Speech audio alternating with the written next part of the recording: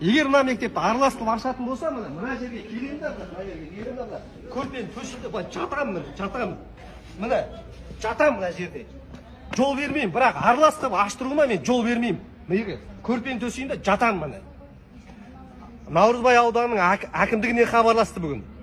Әкіметтің алдына кел, әкімдікке кел, 410 кабинет кел, сөйлесеміз сағат 11 дедім, еттім. Сендер келіңдер дедім өздерің. Әкім не істеп отыр? Диаспора өкілдерімен жұмыс жасасын. Қазақ мектебіне қарай бағыт бағдар берсін.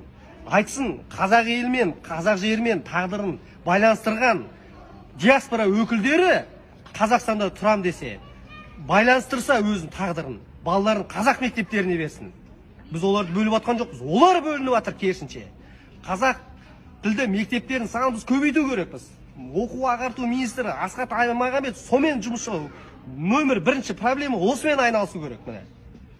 Сондықтан құрметті ағайындар, балаларыңызды қазақ мектептеріне беріңіздер. Аралас мектептердің ашуына қарсылық білдіру керекпіз. Белсенділік және табандылық танытыңыздар.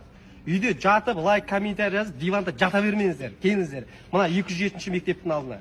Мен өзім жеке, мына 207-ші мектептің күнде келем мына мектепке. Күнде келем. 202-ші мектепті де солай қазақша қылып аштырып, кейін аралас қылдырып жіберген құйтырқы саясаттың арқасында. Сондықтан қазақ елі тілім барда тіліммен тіліп өтем дейді. Тіл өшсе, біз де өшеміз. Қазақ тілі өшпей, лапылдап жанып тұрса, біз де жанып тұрамыз әрқашан. Мен боламын,